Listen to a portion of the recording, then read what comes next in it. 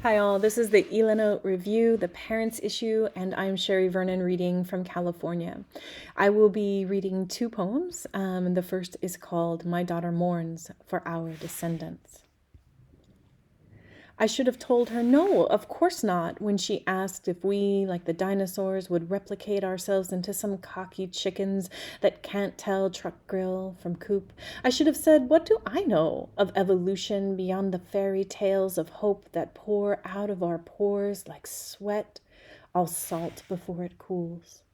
But I can be stupid, so I said, I imagined it so, that gradual change to more fingers or less, to skin that flickers like galaxies, to not needing to speak at all. Who needs to speak against the bright bite of ginger, the cross current of mint?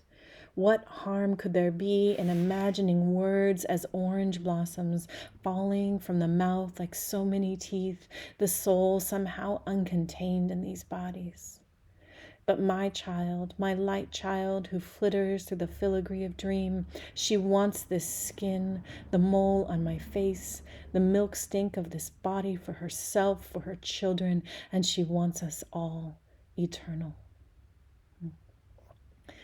My second poem comes with a content warning, so if you're sensitive to grief or death, this would be a great time to pause. And thank you for joining us, and I hope you read other poems here at the Ilanot Review and the Parents Issue. Again, I'm Sherre Vernon. This poem is She'll Never Know Because You're Dead, and it begins with an epigraph. I'm sure you're a good parent. Your brother would have been better. Signed, Mom.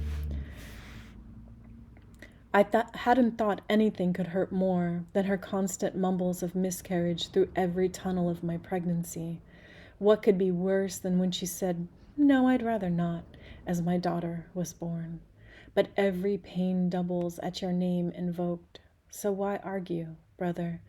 Maybe this is about choices, the drugs or the abortion you paid for when parenthood came knocking, your grief and shame. Sometimes I'm sure that the deep silence you've been holding started in the truck cab where we sat when you told me. This poem has lost its center, brother, so I gave it 3. But let me turn back to our mother. It's not that I agree or don't. It's that each grief spills out with its own need. Hers, that's smoky looking at our little brother and me and never seeing you.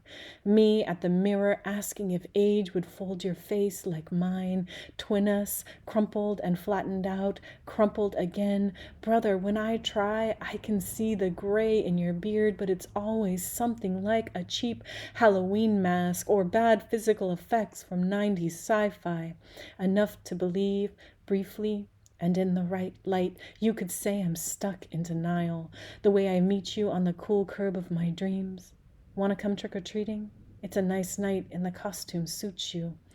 I look for you too much, you sometimes remind me with that stupid sad chuckle. Sis, I'm dead. But there you are every time I call my daughter back from the street she's about to cross at the diagonal. You're there when I run, when I struggle to breathe, when number 3 and I manage to get all the kids' feet around the same table. You mimic our awkward hugs, steal the shared drink, and though we don't talk about what it means, we know why our mother isn't there. We know the devil's bargain she'd have made if the devil were anything other than your absence. She lets us carry that.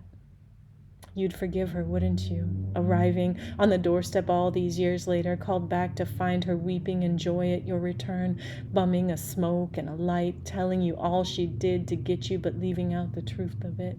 Until you asked, "Mom, where's my sister? Where's my baby brother?"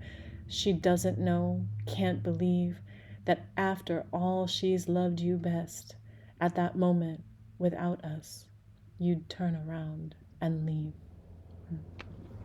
Thank you for listening. If you enjoyed this poem or the previous one, there are many more wonderful poems at the Parents Issue at the Ilanot Review, and you can find me at www.sherrevernon.com. It's spelled SHERREVERNON.